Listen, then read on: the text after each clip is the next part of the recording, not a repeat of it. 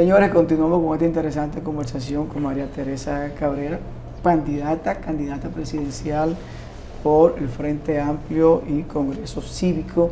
Y la verdad, pues estamos con ella socializando, conociendo pues su propuesta, sobre todo qué piensa ella hacer, ¿sí? De ser objeto del voto popular ella y los partidos que representa para cambiar el país, no solo en la parte presidencial, y ella acaba de mencionar desde el Congreso, desde los ayuntamientos. Y pues yo insisto, María Teresa, en esa unión de los sectores progresistas y los partidos de izquierda para llevar esos candidatos comunes que identifican, que conocen cada una de las problemáticas de sus comunidades, de sus territorios, y más que nadie son los que lo saben y que lo han vivido. Y pues creo que es el momento oportuno para que esa gente que siempre han defendido su comunidad pues ocupen una posición hoy y puedan hacerlo ya con la sombrilla del Estado. Claro. Sin duda que eso es relevante, y yo creo que es la mayor garantía que puede tener la ciudadanía de que realmente les representen. Porque lo que hemos tenido en la cultura política nuestra es unos funcionarios electos que luego se olvidan que son representantes de esa ciudadanía que le eligió.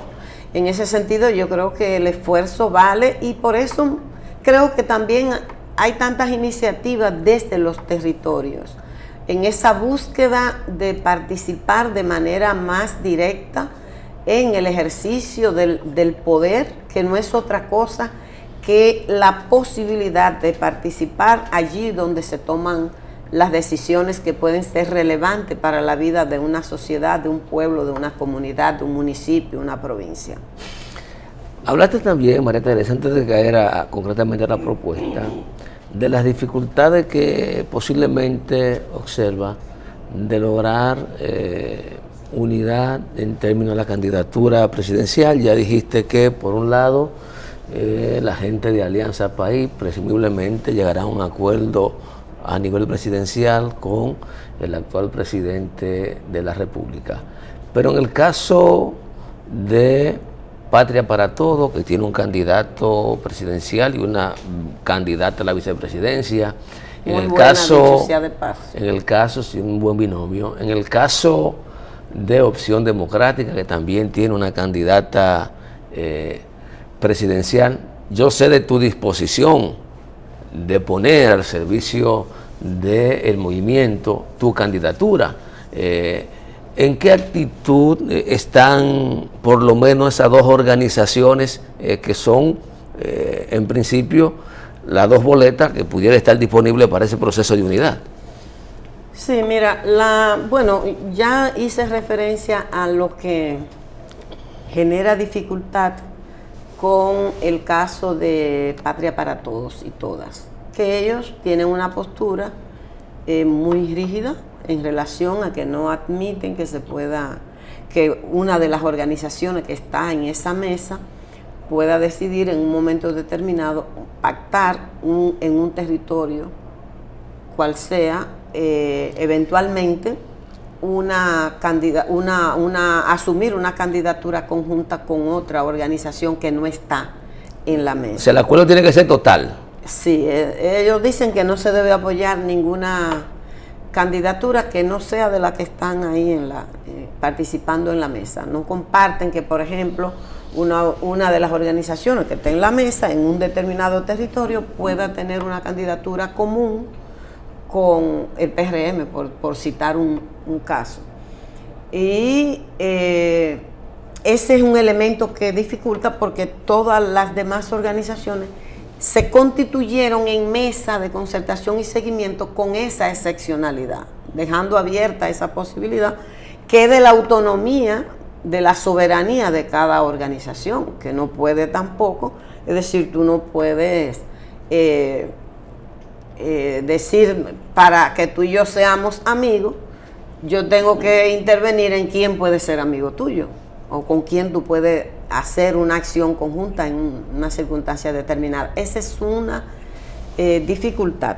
De todas maneras, mira, nosotros hemos demostrado a lo largo de la historia reciente, para decirlo de algún modo, una vocación incuestionable a la unidad. Nosotros somos la única organización que ha cedido para apoyar a otro, una candidatura de otra fuerza. Nosotros llevamos a Ramón Almanzar en un momento determinado como candidato. Nosotros llevamos alguna vez a González Espinosa. Nosotros apoyamos a Guillermo Moreno como candidato. Es decir, nosotros hemos tenido y tenemos y reiteramos esa vocación, no como un fin en sí mismo la unidad, sino como un paso necesario para plantearse un nivel de articulación mayor, que son esas reservas a las que hice referencia ahorita, que es ese segmento de ciudadanos y ciudadanas que dice, sí, yo quiero apoyar una propuesta, pero yo quiero que se articulen, tienen que unirse. Entonces nosotros nos reiteramos en esa vocación. Ahora, en esta coyuntura, nosotros queremos ver cómo se terminan estos procesos de conversaciones bilaterales con otras opciones. ¿Por qué? Porque, bueno, queremos tener certeza de que si vamos a un proceso para una propuesta unificada con las opciones que están en el proceso, realmente haya una determinación de presentar, de mantener esa propuesta del nivel nacional, aun cuando se pacte en determinados territorios. Entonces ese es un tema. De todas formas, nosotros persistimos en esta vocación, y si observáramos, oye, hasta dónde nosotros llegamos, si observamos que una de esas propuestas se mantiene y se posiciona y logra, se visualice que logra un nivel de posicionamiento más allá de lo que nosotros alcancemos, sin discusión, sin condiciones, nosotros asumiríamos esa propuesta. Porque para nosotros lo importante es que podamos avanzar en la construcción. Y para construir se necesita a todos y a todas las expresiones organizadas que sean susceptibles de ser articuladas en un esfuerzo como este.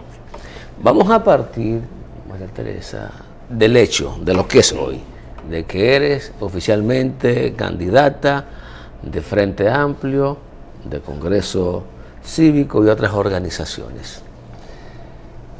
El país hace tiempo adolece de un conjunto de problemas.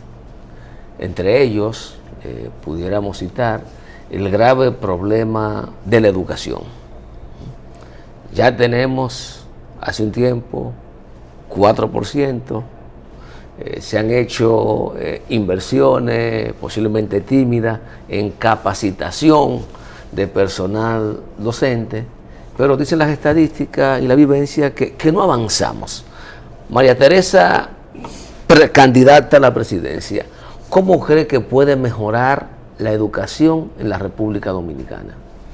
Mira, ese es un tema, yo diría que es fundamental, porque al final en el sistema educativo, en la finalidad, en la filosofía educativa, los objetivos de la educación, se define hacia dónde que quiere ir la sociedad. Es ahí, no es en otro lado, es ahí. Por lo tanto, es relevante la reflexión sobre este tema. Ahora bien, ¿qué ocurre?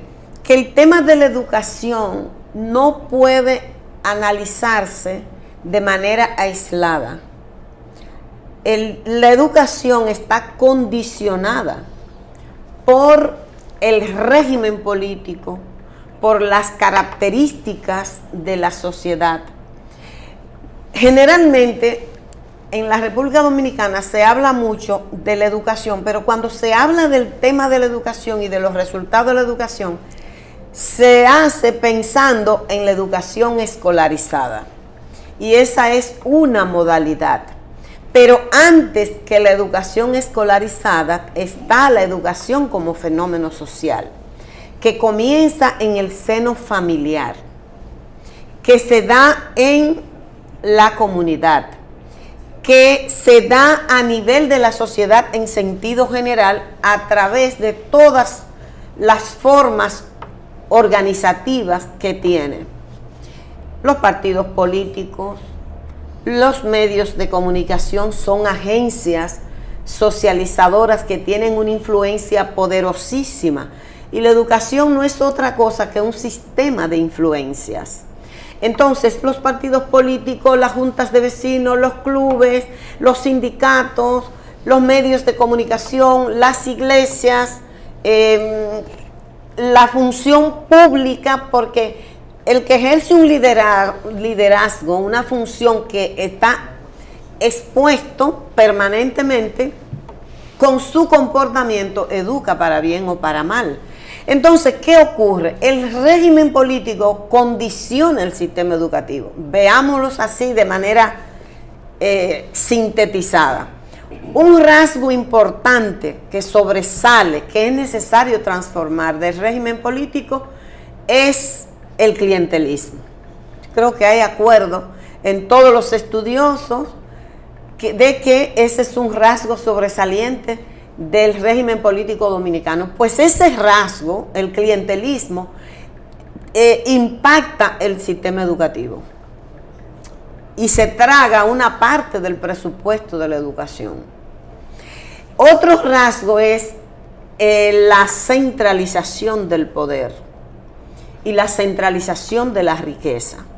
Por lo tanto, un régimen que es generador de profundas desigualdades sociales que el sistema educativo también reproduce, en la medida en que, por ejemplo, un niño de familias de clase media alta y rica que comienza un proceso de estimulación temprana con meses de edad, tú tienes casi un 20% de los niños y niñas con 5 años de edad que están fuera de la escuela.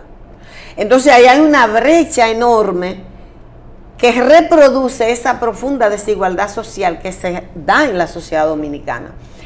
Pero en la centralización del poder, el sistema educativo nuestro reproduce relaciones educativas autoritarias, construye relaciones verticales que terminan, el que está arriba se le impone al que le sigue, y eso termina en el aula. Es algo que heredamos del régimen de la dictadura que no hemos logrado transformar. Pero también otro rasgo del sistema político nuestro es la corrupción y la impunidad. Sabemos que la corrupción y la impunidad se traga una parte del presupuesto de educación, de ese que luchamos en las calles. Pero también usted tiene una característica, la debilidad institucional. Esa debilidad institucional también impacta el sistema educativo.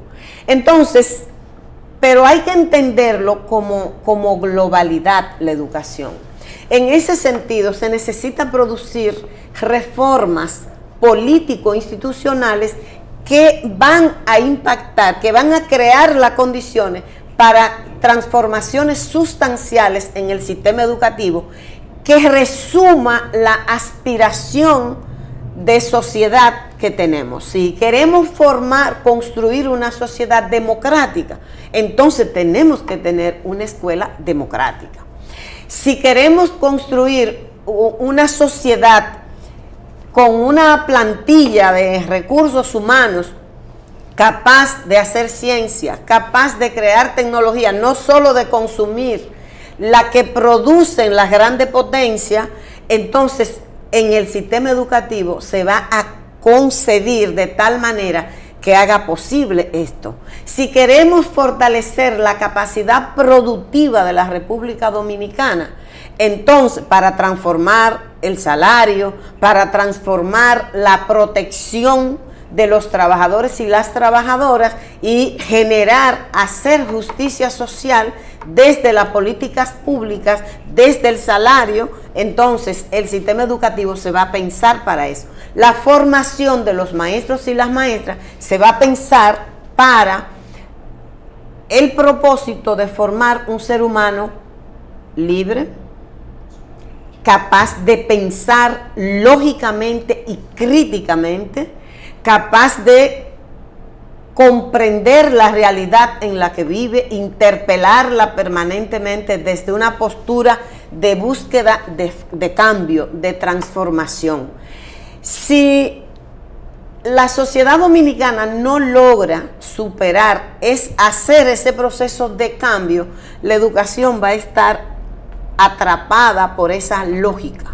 Y ese es un tema que hay que entenderlo, porque el sistema educativo nuestro, por ejemplo, la burocracia del sistema educativo, del Ministerio de Educación, es extremadamente pesada. Y para superar y producir cambios sustanciales, hay que encontrarse con mucho problema. Porque vencer esa cultura, un ministro, por ejemplo, puede tener la intención, pero si tú te encuentras con un personal que ya te lo colocaron en espacio de dirección media del sistema, que tú no lo puedes tocar, porque tocarlo implica desatar los demonios. No se puede, porque es con gente que hay que hacer los cambios, hay que hacer los procesos, con un personal que esté preparado, calificado, que tenga identidad con ese ideal de educación. Aquí todavía seguimos atrapados por la educación, influida bastante todavía por la escolástica, que vino con Colón y la Tres Carabelas. Y hemos hecho cambios, pero la presencia está ahí. Por eso tú tienes contradicción en el marco normativo de la educación dominicana, en el marco legal. Tú te lees el artículo 4 de la ley 6697 y te eriza la piel los fines de la educación cuando te dice que ser humano es el que quiere formar. Pero cuando tú sigues más adelante te encuentras con el número 5 donde se definen los principios y ahí te encuentras campante y sonante la escolástica. Si tú quieres observar las escuelas que mediante convenio han sido entregadas a instituciones religiosas, cómo ellas gestionan esas escuelas al margen del marco legal. Es decir, deciden. No entra cualquier niño, para ponerte un ejemplo. No entra cualquier niño, depuran, someten a los niños a un examen. Pero si es bueno, nada más coger los excelentes. No, la escuela tiene que plantearse, asumir a aquellos niños y niñas que tienen necesidades formativas, y está bien que se le dé una prueba para hacer un diagnóstico y saber cuál es su situación. Pero no para descartarlo. Saber qué necesita, pero no para descartarlo como un trapo viejo. Y eso pasa aquí todos los días. Son exigentes, María. Entonces hay que producir cambios, sí, pero la exigencia está bien, yo estoy de acuerdo con la exigencia, pero respetando el derecho de todo niño y niña a la educación, porque si nada más vamos a tomar lo que han tenido la oportunidad de tener una buena escuela, un buen maestro, una buena maestra alfabetizadora, que tuvo la posibilidad de nacer en una familia donde hay una biblioteca, hay libros donde se lee, en un ambiente que le favorece, pero entonces así es muy cómodo. ¿Y qué vamos a hacer con los otros? Tú lo expulsas, le cierras la puerta de la escuela, pero están ahí en la sociedad. ¿Qué va a pasar con ellos? El gran desafío son eso precisamente, que son los que más necesitan. María Teresa, gracias de verdad por aceptar. El tiempo es un tirano también. Sí, gracias por aceptar la invitación, de verdad que espero que el público Cerrando la Noche haya disfrutado de esta conversación contigo, sobre todo de tu propuesta, de tu forma diferente de ver la situación dominicana y de esa forma peculiar que hasta ahora te ha manejado en tu vida pública, y ojalá siga pues esa trayectoria que hasta ahora pues ha marcado, y yo sé que muchos dominicanos, una mujer de condiciones excepcionales y que queda mucho espacio. Ojalá de la Presidencia de la República pues pueda seguir haciendo esto y más. Gracias, Señores, del alma. Conversamos con María Teresa Cabrera, quien es candidata presidencial de Congreso Cívico y Frente Amplio. A ustedes gracias por la sintonía. Este equipo encabezado por Junior Espinosa, quien les habla a Giovanni Almonte. Nos despedimos. Será pues hasta mañana.